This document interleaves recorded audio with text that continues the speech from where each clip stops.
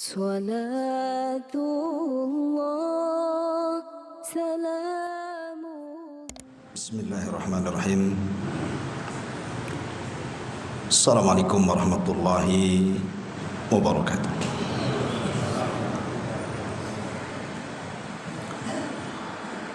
Alhamdulillah wassalatu wassalamu ala Rasulillah wa ala alihi wa sahbihi wa mawalah wa la hawla wa la quwwata illa billahi wa ba'du.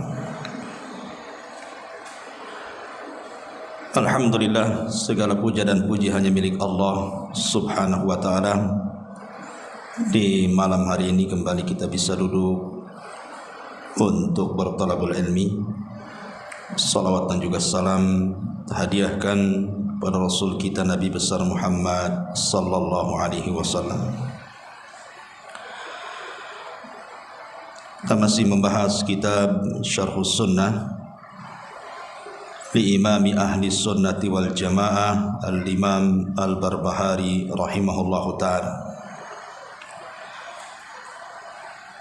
Dan kita kemarin masih membahas perkataan beliau,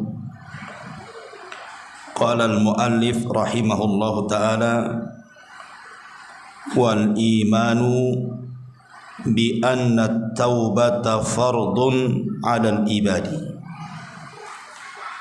an yatubu ila Allah azza wa jalla min kabiril ma'asi wa saghiriha. Dan di antara keyakinan ahli sunnah wal jamaah adalah mengimani bahwa taubat itu sebuah kewajiban atas hamba-hamba Allah untuk mereka kembali bertobat kepada Allah subhanahu wa ta'ala, baik dari besarnya maksiat ataupun kecilnya. Tentunya ma'asyiral muslimin yang dimuliakan Allah azza wa jalla, di sini ada isyarat dari beliau, bantahan kepada firqah Khawarij yang mereka mengeluarkan para pelaku dosa besar atas nama iman. Karena bagi orang-orang Khawarij, orang-orang yang melakukan dosa besar itu kafir di dunia, dan kalau seandainya dia masuk neraka maka tidak akan pernah keluar darinya, alias dikekalkan di dalamnya. Maka ahli sunnah wal jamaah tidak demikian. Ahli sunnah wal jamaah menetapkan bahwa setiap para pelaku dosa besar itu semua tahta masyiatillah, di bawah kehendak Allah, kecuali syirik. Artinya bahwa kalau Allah subhanahu wa ta'ala menghendaki, maka Allah subhanahu wa ta'ala akan ampuni. Tapi kalau Allah tidak menghendaki, maka Allah akan bersihkan dulu di neraka, kemudian ada kesempatan masuk surga. Itulah keyakinan kita ahli sunnah wal jamaah. Di sini muallif rahimahullahu ta'ala mengatakan bahwa taubat itu sebuah kewajiban, fardun 'alal ibad, sebuah kewajiban atas hamba-hamba Allah, an yatubu ilallah, agar mereka senantiasa bertobat kepada Allah azza wa jalla, baik dari dosa-dosa besar ataupun dosa-dosa kecil. Nanti saya akan jelaskan apa itu dosa besar, apa itu dosa kecil. Ma'asyiral muslimin yang dimuliakan Allah subhanahu wa ta'ala, seorang muslim masih ada kebaikan di hadapan Allah subhanahu wa ta'ala kalau ruhnya masih berada di jasadnya. Akan tetapi kalau seandainya jasadnya hidup kemudian ruhnya mati, maka seorang muslim tidak ada kebaikan sama sekali di hadapan Allah azza wa jalla. Gambarannya, kalau seandainya antum malam-malam tertidur, tidak sholat maghrib, tidak sholat isya, tidak berdoa, langsung tidur. Kemudian bangun keesokan harinya pun tidak sholat subuh, langsung beraktivitas, langsung kerja. Dan tidak ada penyesalan dalam hatinya kalau dia itu sudah meninggalkan kewajiban Allah Azza wa Jalla.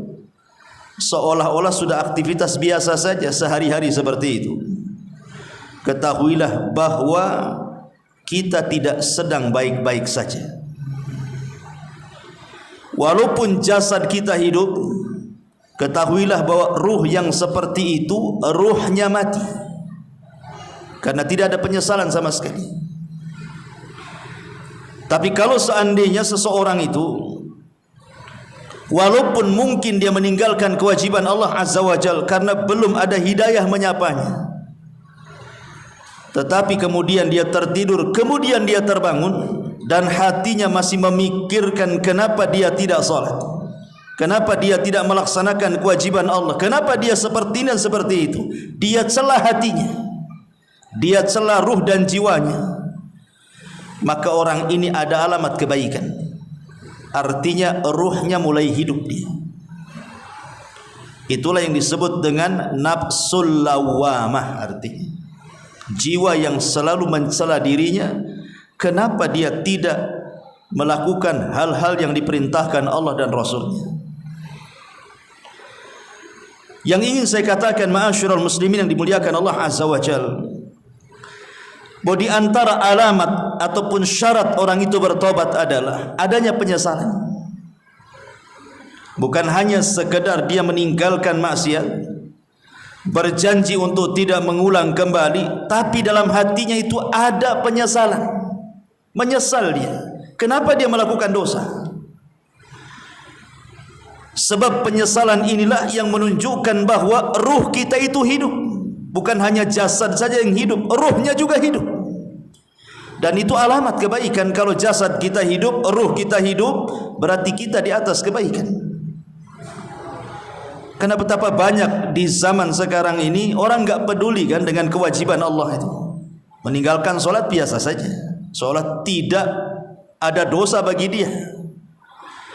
Sudah meninggalkan sholat digabungkan dengan maksiat-maksiat yang lainnya, tenang-tenang saja dia. Ini hati-hati, hatinya sudah mati orang seperti ini.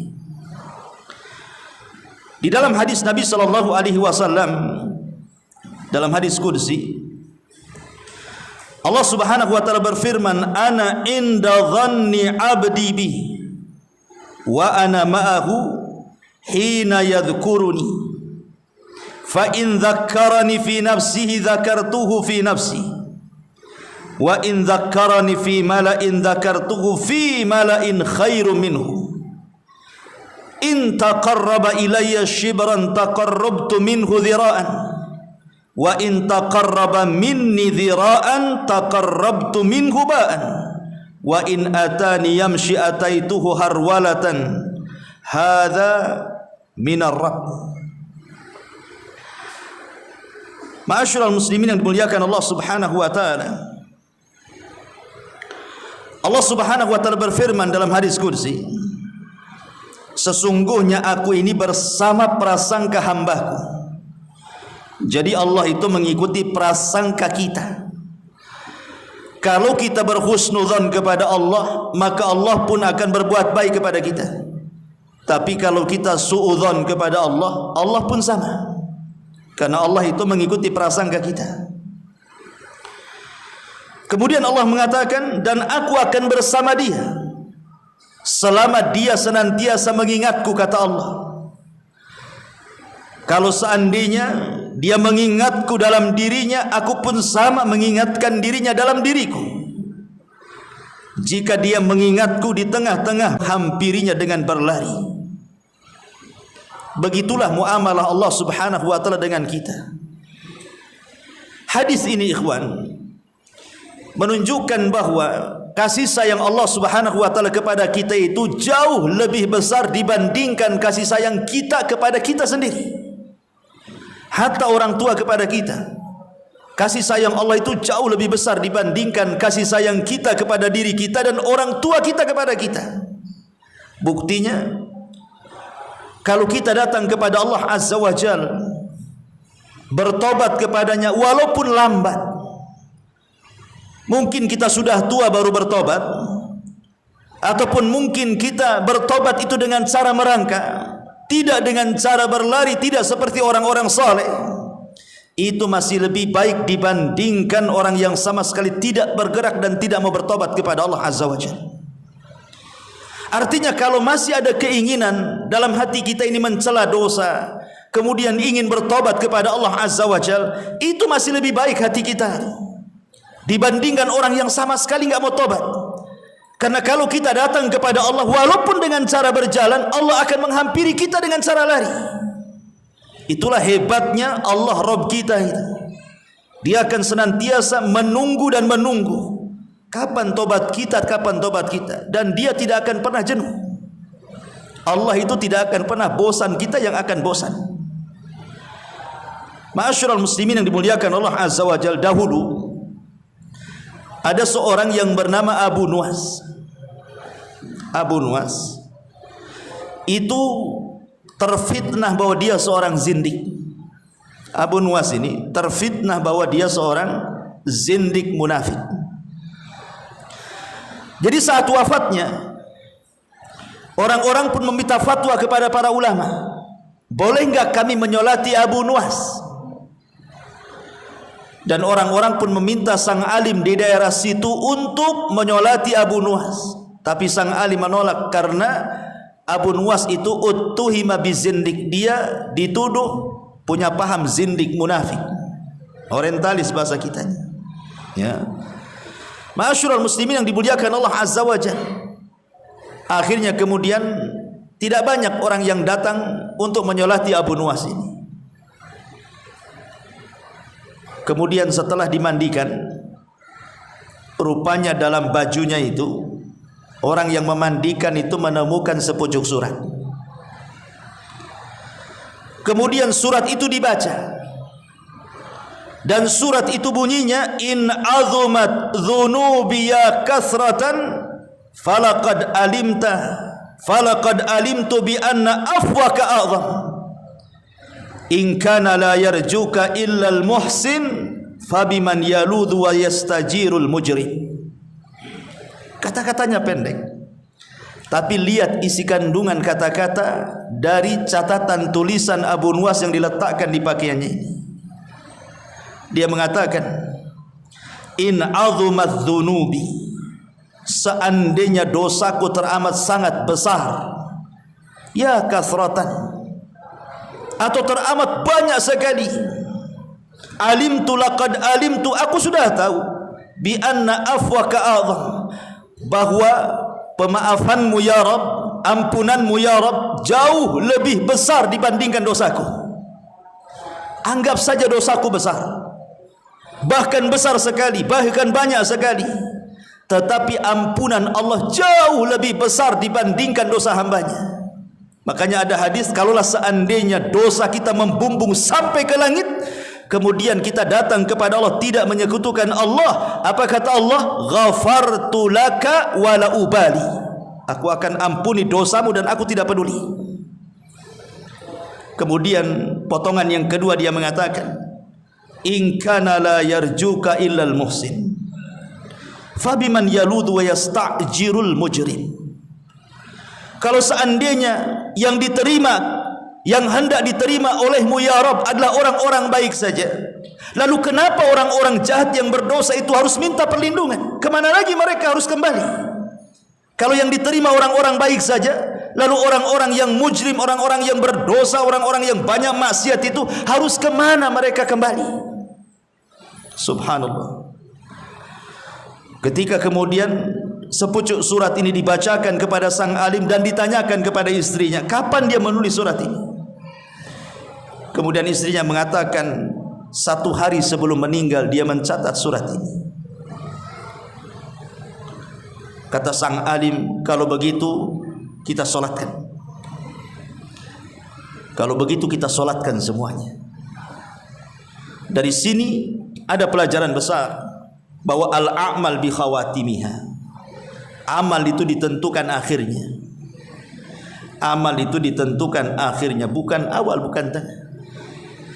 Betapa banyak orang-orang yang lisan mereka mengucapkan astagfirullah, astagfirullah, tapi saat kematiannya kalimat itu sudah tidak terucap.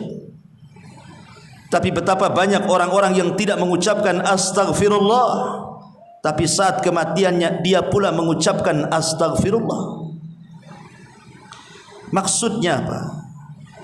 Ada sebagian manusia itu yang mereka berbangga dengan ibadah mereka, karena dia solat malam terus tidak pernah berhenti, baca Quran terus tidak berhenti, zikir kepada Allah. Itu sebuah perkara yang baik.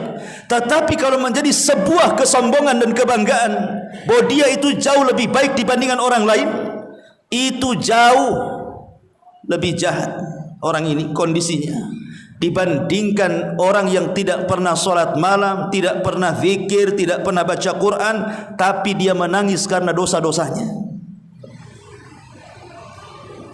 Kalau seandainya ada dua orang, yang satu ahli solat, ahli puasa, ahli zikir, ahli baca Quran, tapi dia yaghtar bi amalihi, sombong dengan amalannya, merasa itu paling hebat dia, merendahkan orang lain. Tapi yang satunya amalannya kurang, tapi dia selalu menangis dari dosa-dosanya. Dia ingin kembali kepada Allah Subhanahu wa taala. Maka Allah lebih sayang kepada orang yang menangis dari dosa-dosanya walaupun sedikit amalannya dibandingkan orang yang rajin ibadah tapi sombong dengan ibadahnya. Karena Allah itu yuhibbut tawwabin wa yuhibbul mutatahhirin. Allah itu suka dengan orang-orang yang tobat.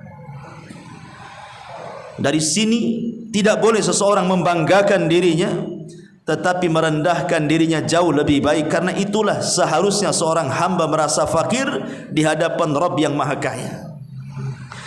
Ma'asyiral muslimin yang dimuliakan Allah Subhanahu wa taala. Di sini muallif rahimahullahu taala mengisyaratkan tentang pentingnya tobat dari dosa-dosa. Apakah dosa itu kecil ataukah dosa besar? Di dalam sebuah syair yang bagus sekali dikatakan, sebagaimana dinukilkan oleh Al-Hafidh Ibnu Rajab Al-Hambali dalam kitabnya Jami'ul Ulum wal Hikam, jilid yang pertama halaman 402, khallidz dzunuba saghiraha wa kabiraha dzakat tuqah wasna kamashin fawqal ardi syauki yahdhar ma yara la tahkiranna saghiratan innal jibala minal hasa. Tinggalkanlah semua dosa yang kecil ataupun yang besar, karena itulah hakikat ketakwaan manusia. Berjalanlah di dunia ini seperti seseorang yang melintas tanah penuh dengan duri-duri. Tentu dia akan selalu berhati-hati dari apa yang ia lihatnya. Sekali-kali jangan pernah remehkan dosa kecil, karena gunung-gunung besar itu sebenarnya berasal dari kerikil-kerikil kecil. Gunung besar itu menjadi besar itu karena kumpulan kerikil kecil. Apa maknanya? Maknanya persis yang dikatakan Amirul Mukminin Umar ibn Khattab radhiyallahu an. Beliau mengatakan la saghirata ma'al istimrar wala kabirata ma'al istighfar. Tidak ada dosa kecil kalau dikumpul-kumpul ya besar juga, dan tidak ada dosa besar kalau senantiasa digempur dengan istighfar. Artinya bahwa kalau seandainya seseorang itu kemudian memilah-milih ini dosa besar, ini dosa kecil, enggak apa-apa, ini kan masih kecil, belum besar. Yang kecil ini terkadang lebih bahaya dibandingkan yang besar. Saya ulangi, yang kecil ini terkadang lebih bahaya dibandingkan yang besar. Perhatikan hadis Nabi. Kata Nabi SAW, iyyakum wa muhaqqaratiz dzunub.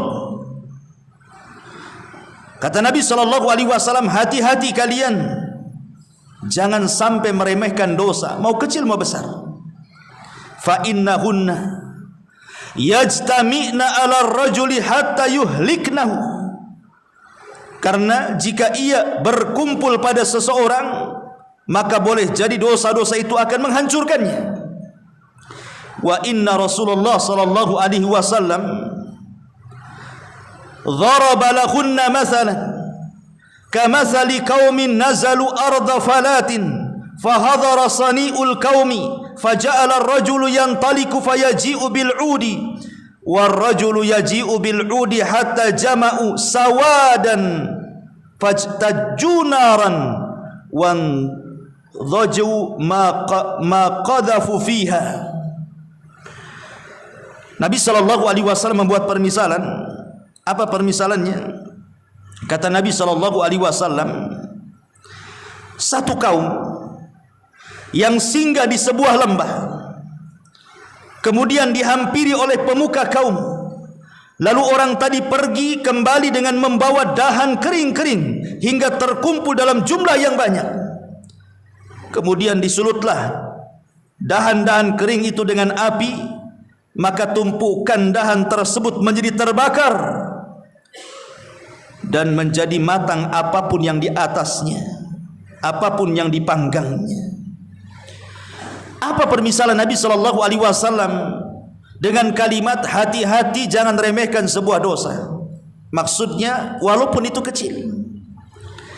Karena kecilnya dosa ini kalau dikumpul-kumpul itu jadi besar dan bisa menghancurkan. Seperti Anda mengumpulkan satu batang kayu sampai setumpuk, kemudian Anda bakar, maka apinya bisa melalap apapun yang di sekitarnya. Saya contohkan seperti ini. Kalau seseorang kemudian melakukan berzina, betul-betul berzina dengan seorang wanita pelacur. Ini ada dua orang nih. Yang satu berzina, betul-betul berzina. Yang satu tidak berzina, tapi membayangkan zina. Berzina itu dosa besar kan? Tapi kalau mencium, meraba, membayangkan itu bukan dosa besar, itu dosa kecil. Ya, seperti antum melihat handphone, kemudian melihat aurat perempuan, kemudian terbayang-bayang ingin zina, tapi takut zina kan itu haram. Maka membayangkan zina terus menerus ini jauh lebih bahaya dibandingkan zinahnya itu sendiri. Karena kalau zina, setelah zina selesai. Tapi kalau membayangkan zina terus-terusan sehingga hatinya kemudian rindu ingin berzina tapi tidak mau berzina, kan itu sebuah dosa. Lama-lama kemudian hatinya diperbudak dengan keinginan zina tapi tidak bisa zina. Dan kalau sampai diperbudak, berarti bukan hanya sekedar jatuh kepada kemaksiatan, boleh jadi Anda bisa jatuh kepada kesyirikan. Dari segi mana jatuhnya kesyirikan itu? Membayangkan orang berzina itu, ikhwan.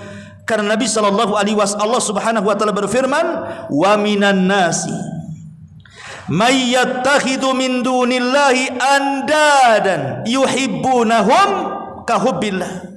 Walladzina amanu asyaddu hubbalillah. Allah mengatakan, dan di antara manusia ada orang-orang yang menyembah tandingan-tandingan selain daripada Allah. Mereka mencintainya sebagaimana mereka mencintai Allah Subhanahu wa taala. Dan orang-orang yang beriman amat sangat cinta dengan Allah Subhanahu wa taala.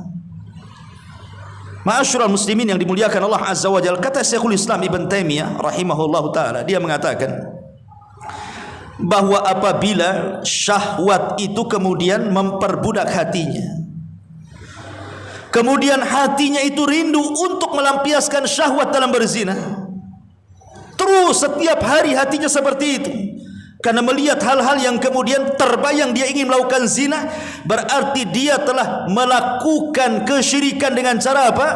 Menjadikan syahwat itu tandingan selain daripada Allah Subhanahu wa taala. Di sini letak kesyirikannya, karena menyimpangkan kecintaan yang harusnya diberikan kepada Allah, dia berikan kepada syahwatnya. Makanya terkadang dosa kecil itu bisa lebih bahaya dibandingkan dosa besar itu sendiri, kalau itu terus menerus dan ditumpuk-tumpuk. Ma'asyiral muslimin yang dimuliakan Allah Subhanahu wa taala, dari sini seorang tabi'in yang bernama Bilal ibn Sa'ad rahimahullahu ta'ala, dia mengatakan, la tangzuri ila sigharil ma'siyati walakin unzur ala man asaita. Kata Bilal bin Sa'ad rahimahullahu ta'ala, seorang ulama tabi'in, janganlah kalian melihat kepada kecilnya maksiat, tapi lihatlah kepada siapa engkau bermaksiat. Jangan pernah lihat kepada kecilnya maksiat, tapi lihatlah kepada siapa engkau sedang bermaksiat. Karena baik dosa besar ataupun dosa kecil sama-sama maksiat. Dosa besar maksiat kepada Allah Subhanahu wa taala. Anda berzina, Anda mencuri, Anda ghibah, Anda membunuh, Anda minum khamr, itu semua maksiat. Sebagaimana kita melihat hal-hal yang diharamkan, memandang aurat, meraba perempuan yang bukan mahram, dan begitu seterusnya, itu juga maksiat. Jadi dosa besar maksiat, dosa kecil juga maksiat, dua-duanya maksiat. Makanya kemudian dia mengatakan, jangan melihat kepada maksiat, apakah ini kecil, apakah ini besar, tapi lihatlah kepada siapa Anda sedang bermaksiat kepada Allah Azza wa Jalla. Anda sedang bermaksiat kepada Allah. Cukuplah sebagai pengetahuan saja pembagian itu, ada dosa besar, ada dosa kecil. Ya, pengetahuan sajalah. Sebagai pengetahuan bahwa dosa terbagi dua, ada yang besar, ada yang kecil kan. Tapi jangan kemudian pembagian ini menjadikan kita terangsang untuk melakukan dosa kecil dan mengatakan, ini kan kecil saja, belum besar. Jangan sampai seperti itu maksudnya. Karena di sini la tangdur ila sigharil ma'siyati walakin ungdur ila man asaita. Jangan pernah melihat kepada kecilnya sebuah dosa, tapi lihatlah kepada siapa engkau berbuat dosa. Nabi SAW dalam hadis Bukhari yang dikeluarkan Abdullah bin Mas'ud radhiyallahu anhu, kata Nabi SAW, innal mu'min yara dhunubahu ka'annahu qa'idun tahta jabalin yakhafu an yaqwa alaihi, wa innal fajira yara dhunubahu kadhubabin marra ala anfihi faqala bihi hakadha. Qala Abu Syihab biyadihi fawqa anfihi. Orang-orang yang takut dengan dosa, seorang mukmin apabila dia melihat dosanya, seorang mukmin apabila dia melihat dosanya, maka dia seolah-olah sedang duduk di bawah gunung yang akan meledak. Coba antum, ada gunung Merapi yang akan meletus, kemudian antum duduk di bawahnya, dan orang-orang mengatakan sebentar lagi gunung itu akan meletus. Kira-kira antum akan tetap duduk di situ atau akan kabur dan lari? Pasti kabur dan lari. Tidak mungkin antum akan bunuh diri dengan kena lahar ledakan gunung. Pasti lari sekencang-kencangnya biar tidak terkena letusan gunung. Itulah seorang mukmin apabila melihat dosanya, maka dia akan lari selari-larinya. Tapi orang fajir, kata Nabi SAW, melihat dosanya seperti lalat yang hinggap di hidungnya. Kata Abu Syihab, perawi hadis ini, maka dia tidak akan mempedulikan lalat. Boleh jadi dia mengusir sebentar, kemudian lalat akan kembali lagi, dan dia tidak hendak betul-betul mengusirnya. Artinya walaupun dia bertobat, ya pasti balik lagi berbuat dosa. Bertobat, balik lagi seperti lalat, asih bolak-balik, diusir balik lagi, diusir balik lagi. Ya. Makanya kenapa seorang muslim itu perlu menundukkan hatinya di atas syariat. Itu obatnya sebenarnya. Jadi kalau kita bisa menundukkan hati kita kepada syariat Allah Subhanahu wa taala, maka saya yakin antum akan benci dengan kemaksiatan. Walaupun ada hadis yang dilemahkan para ulama, tapi Imam Nawawi mensahihkan dan mencantumkan dalam kitab Arba'in Nawawi. Hadis yang ke-41 yang sudah saya bahas di ibu-ibu itu. Kata Nabi SAW, la yu'minu ahadukum hatta hawahu taba'an lima ji'tu bihi. Tidak beriman seseorang dengan iman sempurna sampai hawa nafsunya bisa ditundukkan dengan yang aku bawa, kata Rasul. Apa maknanya? Menundukkan hawa nafsu itu seperti apa? Saya contohkan. Kalau ada dua orang yang minum khamr, kemudian diingatkan suruh tobat, jangan minum khamr, tobat, khamr itu haram, termasuk amal setan, termasuk perbuatan najis, kau tidak akan beruntung. Dibacakan ayat-ayat dan hadis-hadis tentang bahaya minum khamr. Dua orang ini bertobat. Dua-duanya tobat. Betul-betul tobat, tidak mau minum khamr. Anggaplah yang satu si Amr, yang satu si Zaid. Si Amr ini memang betul-betul istiqamah ketika dia mendengar ayat-ayat haramnya khamr, hadis-hadis tentang larangan khamr, betul-betul didengar, dijauhi, bahkan wasilah-wasilah yang mengantarkan kepada khamr dia jauhi. Asal melihat orang mabuk saja dia benci. Asal melihat tempat mabuk saja dia langsung benci hatinya. Pokoknya apapun yang mengantarkan wasilah-wasilah kepada khamr, betul-betul dia jauhi. Dia tidak mau melihat walaupun botolnya. Tapi si Zaid ini tidak. Memang dia tidak minum khamr, sama-sama tidak minum khamr lagi. Tapi si Zaid ini kalau tengok botol masih terbayang tuh. Pengen juga saya minum kayak dulu katanya. Tapi takut karena haram. Masih terbayang-bayang pokoknya, nampak saja ada botol khamr, keinget lagi. Ada lagi tempat minum-minum di situ, ada gambar apa namanya, merek-merek tuh, Kasbet atau apa tuh di jalan-jalan tuh. Wah, pengen juga tuh. Hatinya masih kepengen tapi tidak melakukan karena dia tahu khamr itu haram. Para ulama mengatakan antara Zaid dan Amr ini berbeda. Adapun si Amr betul-betul dia menundukkan hatinya kepada syariat karena dia benci maksiat. Tapi si Zaid ini belum mampu menundukkan hatinya karena masih rindu berbuat maksiat walaupun dia tidak maksiat. Bisa dipahami? Itulah bedanya orang yang bisa menundukkan dengan yang belum bisa menundukkan jiwa ini. Makanya di sini Nabi SAW menggambarkan bagaimana seorang mukmin yang takut dengan dosa dengan seorang fajir yang tidak takut dengan dosa. Tapi yang jelas bahwa jangan pernah remehkan sekecil apapun kebaikan. La tahqiranna saghiratan innal jibala minal hasa. Jangan pernah meremehkan dosa kecil karena gunung sebesar itu sebenarnya tertumpuk dari kerikil-kerikil kecil. Ma'asyiral muslimin yang dimuliakan Allah Subhanahu wa taala.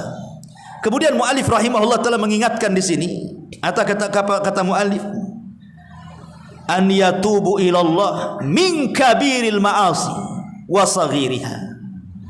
Hendaklah seseorang itu bertobat kepada Allah Subhanahu wa taala dari dosa-dosa besar ataupun dosa kecil. Apa itu dosa besar? Para ulama ketika mendefinisikan dosa besar, kita ambil pendapat yang dikuatkan Imam Ahmad, Al-Imam Al-Qurtubi dan Al-Imam Ibnu Taimiyah, serta yang dikuatkan Imam Zahabi rahimahullahu taala tentang definisi apa itu dosa besar. Mereka mengatakan sebagaimana dinyatakan Hasan Al-Basri, annal kabair, bahwa dosa-dosa besar adalah kullu dzambin, setiap dosa, khatamahullahu ta'ala binarin au ghadabin au la'natin au adzabin. Setiap dosa yang Allah tutup dengan ancaman neraka, dengan adanya kemurkaan Allah, dengan adanya laknat Allah, dengan adanya azab Allah, maka itulah dosa besar. Ada definisi yang lain yang ditambahkan, dan juga adanya hudud min hududid dunia. Kalau diancam dengan had-had yang ada di dunia seperti potong tangan, rajam, cambuk, penggal dan begitu seterusnya, maka itu dosa besar. Jadi kesimpulannya dosa besar itu, kalau ada dosa kemudian terancam di dunia dengan hukum hudud, seperti berzina itu kan diancam dengan hudud. Kalau dia menikah rajam sampai mati, kalau belum menikah cambuk 100 kali, diasingkan setahun. Kalau dia minum khamar dicambuk 40 kali di zaman Rasul, di zaman Umar 80 kali. Kalau dia mencuri potong tangan dan begitu seterusnya. Maka setiap dosa yang diancam dengan had hudud di dunia, maka ketahuilah itu dosa besar. Atau di akhirat dia diancam dengan adanya neraka, dengan adanya kemurkaan Allah, dengan adanya laknat dari Allah, dengan adanya azab. Pokoknya terancam dengan perkara-perkara seperti ini, ketahuilah itu adalah dosa besar. Seperti Allah mengatakan, Innal ladzina ya'kuluna amwalal yatama zulman innama ya'kuluna fi butunihim nara. Siapapun yang memakan harta anak yatim itu sama dengan memakan di perutnya api-api neraka. Berarti diancam dengan neraka. Berarti memakan harta anak yatim dosa besar. Ya. Ataupun ketika Allah mengatakan wa man yaqtul mu'minan muta'ammidan fajaza'uhu jahannam. Siapa yang membunuh seorang mukmin secara sengaja, balasannya jahanam, terancam dengan neraka. Berarti membunuh seorang mukmin itu dosa besar. Apapun dosa yang ada ancamannya. Fawailul lil musallin, celakalah orang-orang yang salat. Siapa mereka? Alladzina hum an salatihim sahun, orang-orang yang lalai dalam salatnya karena mengakhir-akhir waktunya. Berarti mengakhir-akhirkan waktu salat dosa besar karena terancam dengan wail, dengan neraka wail. Jadi apapun dosa, kalau ada ancamannya, berarti dosa itu dosa besar. Kebalikannya, kalau tidak ada ancaman dari hudud dunia atau dari azab akhirat, maka dosa itu dosa kecil. Sebagian para ulama berusaha membilang berapa jumlah dosa besar itu, berapa banyak. Karena Al-Imam Az-Zahabi rahimahullahu ta'ala mengarang satu buku namanya Al-Kabair, dosa-dosa besar. Beliau kumpulkan di situ 50 lebih dosa besar. Sehingga kemudian menjadi khilaf para ulama berapa jumlah dosa besar itu sebenarnya. Ya. Maka ada yang mengatakan, sebagian para ulama mengatakan bahwa jumlah dosa besar itu addaha ba'duhum bisab'in. Sebagian ulama menghitung jumlahnya ada 70 dosa besar. Wa ba'duhum aksar min dzalik. Bahkan sebagian para ulama mengatakan tidak, bukan 70 dosa, lebih daripada 70 dosa. Bahkan sebagian yang lain sampai menghitung sab'umi'ati dzam. Sab'umi'ati dzamban. 700 dosa besar. Jadi ada yang mengatakan 70, ada yang mengatakan lebih daripada itu, ada yang sampai mengumpulkan sebanyak 700 dosa besar. Adapun hadis Nabi sallallahu alaihi wasallam, ketika Nabi sallallahu alaihi wasallam mengatakan ijtanibu sab'al mubiqat, jauhi 7 perkara yang akan menghancurkan dirimu. Kemudian Nabi SAW menyebutkan satu syirik kepada Allah, yang kedua sihir, yang ketiga membunuh jiwa, yang keempat makan riba, yang kelima makan harta anak yatim, yang keenam lari dari peperangan, dan yang ketujuh menuduh wanita baik-baik berzina. Kata para ulama, ini bukan hasar, ini bukan batasan bahwa dosa besar itu cuma 7. Tetapi ulama memahami bahwa ini adalah terbesar dari dosa-dosa besar. Inilah dosa terbesar dari dosa-dosa besar. Jadi ada dosa-dosa besar, dari dosa-dosa besar itu inilah yang terbesar. Diawali dengan syirik, kemudian sihir, kemudian membunuh, kemudian makan riba, kemudian makan harta anak yatim, kemudian lari dari peperangan, kemudian menuduh wanita baik-baik berzina. Maka yang di bawahnya tetap dosa besar, tapi di bawahnya, karena dosa besar itu sifatnya tafawud darajat, kata ulama, bertingkat-tingkat. Inilah yang paling tinggi. Bukan pembatasan dosa besar itu cuman 7. Karena Imam Zahabi, kalau antum, bagus buku itu, antum beli, namanya Al-Kabair. Dosa-dosa besar itu kumpulan sekitar 50 kalau tidak salah, dicantumkan tentang dosa besar oleh Al-Imam Az-Zahabi rahimahullahu ta'ala. Taib ma'asyiral muslimin yang dimuliakan Allah Azza wa Jalla. Tetapi walaupun demikian, dosa sebesar apapun, ikhwatu fiddin, Allah subhanahu wa ta'ala rahim. Allah itu rahim. Lalu kenapa manusia itu bisa berbuat dosa? Pertanyaannya, apa penyebabnya? Kenapa kita bisa berbuat dosa gitu? Kenapa Allah tidak takdirkan saja kita tidak berbuat dosa gitu? Kenapa Allah takdirkan pula kita berdosa? Kan enak kalau seandainya kita seandainya tidak berdosa, kan enak. Allah sendiri tidak ada yang kemudian kurang ajar dengan dia. Tetapi ma'asyiral muslimin, Allah takdirkan kita melakukan dosa. Tetapi dosa yang kita lakukan tidak memadaratkan Allah sedikit pun. Ingat hadis Nabi, seandainya orang yang awal kalian sampai orang yang terakhir kalian, ala afjar qalbi wahidin.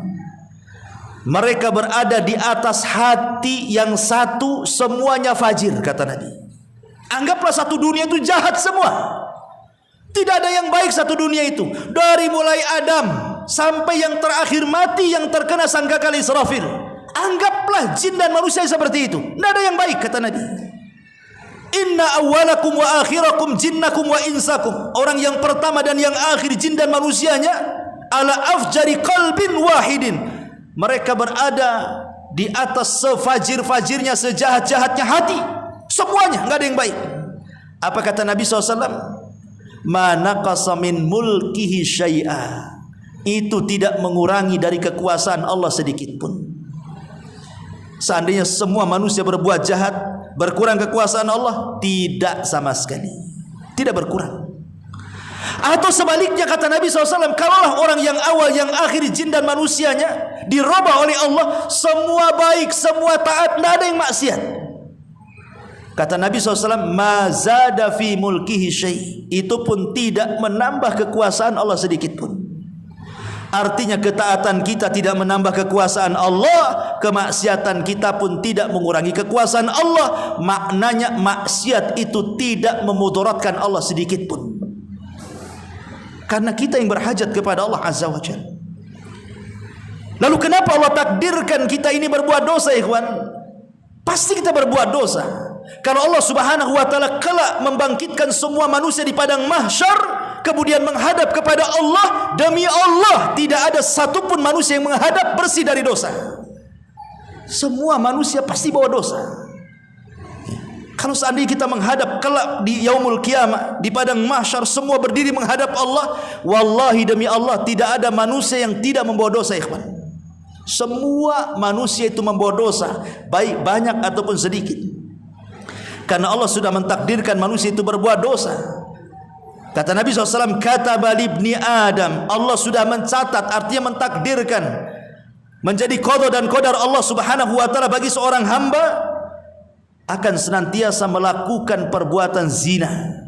Kemudian Rasul mengatakan, mata zinanya memandang yang haram, telinga zinahnya mendengar yang haram, lisan zinahnya mengucapkan yang haram, termasuk hidung zinahnya mencium ke yang haram, termasuk tangan dan kaki digerakkan kepada yang haram, dan kemaluanlah yang akan membenarkan atau mendustakannya. Dan itu sebuah kepastian. Manusia di mana saja pasti berbuat dosa. Tidak mungkin tidak. Antum berbuat tinggal di mana saja, mustahil antum tidak berbuat dosa. Sebutkan antum tinggal di mana.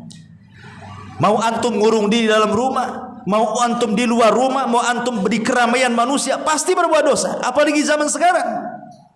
Tetapi walaupun Allah Subhanahu wa taala mentakdirkan manusia harus berbuat dosa, bahkan bapak kita Adam alaihi salam juga berbuat dosa, tapi Allah itu rahim. Allah itu rahim. Tetap seberapa banyak pun dosa kita, Allah pasti ampuni. Itulah kenapa Allah itu jauh lebih kasih sayang dibandingkan diri kita sendiri kepada diri kita, ataupun kepada orang tua kita kepada kita. Sampai dalam perang Hunain. Perang Hunain itu kaum muslimin kan menang. Kemudian banyak budak-budak tawanan perempuan. Jadi Nabi SAW kedua matanya terpusat kepada tawanan-tawanan perempuan. Karena ada satu tawanan perempuan itu, tiba-tiba dia menangis, histeris, mencari-cari bayinya. Setiap ketemu bayi yang digendong wanita orang lain, diambilnya. Setelah bukan bayinya, diserahkan kembali. Hampir semua wanita yang pegang bayi diambilnya, tapi dikembalikan kembali, kan itu bukan bayinya. Rupanya Rasul baru paham wanita itu kehilangan bayinya. Menangis dia histeris. Kemudian dia pun sampai terduduk lemas dan hampir putus asa. Tiba-tiba dari kejauhan ada seorang wanita menggendong bayi. Itu adalah bayinya. Ketika melihat bayinya, bahagia luar biasa. Sampai kemudian dia menyusui tanpa peduli auratnya kemana-mana. Kemudian air susunya muncrat kemana-mana, dia gak peduli. Saking tidak sadarnya, karena puncak kesenangan bayinya ketemu.